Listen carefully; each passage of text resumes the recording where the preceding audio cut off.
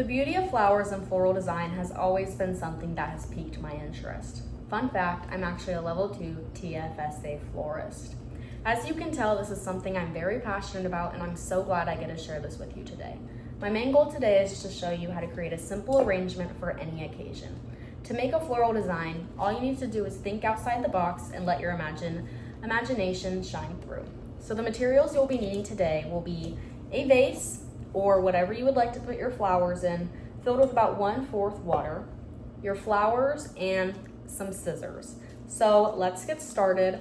The first step we need to do is select our flowers. This is the most important part because you need to make sure that your flowers match the occasion you are going to.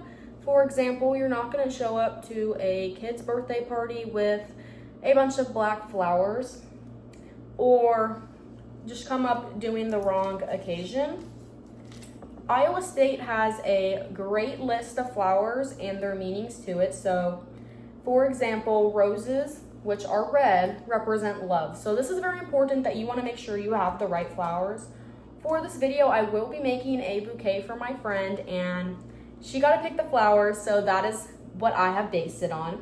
The next step we are going to need is our scissor. What we will need is our scissors and flowers. So this is also a very crucial step because this ensures that the flowers stay alive for as long as you need them to. So the thing you will be doing is getting your stems. For sake of this video, I did do this previously, but I'm going to show you an example. I have this broken flower right here. So as you can tell, I did cut the stem at a 45-degree angle. And the next thing we are going to do is take off all of these little leaves. But we won't be using this flower today, so I just thought I would use it to show y'all.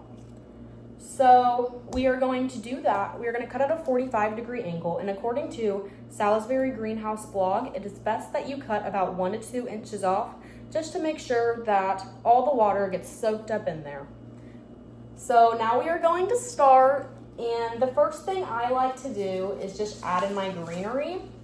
I feel like this gives me a base, and it just kind of shows me where I think I should put everything at in this design. So we're going to start with putting our greenery along the edges of the vase, just like so. And I'm just going to leave a little out. I just have a couple stems over here that I can maybe add later if I feel like it needs to be filled more. Next, for my filler flowers, I'm going to take this beautiful baby's breath. And according to 51st Flowers, this is one of the best fillers you can get, and it is so cute, and I think it matched perfectly with my theme. So I'm just gonna go in and add a couple of these. I'm just gonna probably add about 3 of them for now. And now for our main star is these beautiful blue hydrangeas that I'm going to be using as my main flower today. So I did get 3 of these, so I'm just going to place them around evenly.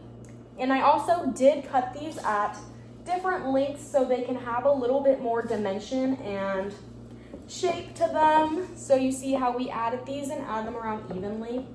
And the next thing we're going to do is take our focal point. You see the design, but do you feel like it's missing something? It is.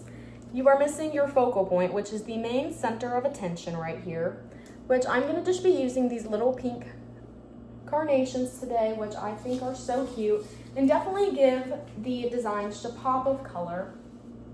So after we do that, well, let's just add them all around actually.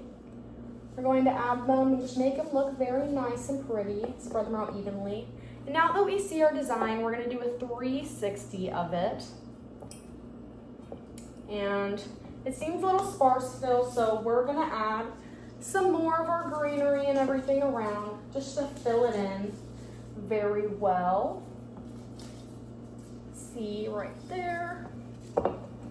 Just keep flipping it all around 360 to make sure you have a good angle, because you don't want the front of your arrangement to look super good and then the back look super bad. It has to be a 360 view and make sure it looks perfect.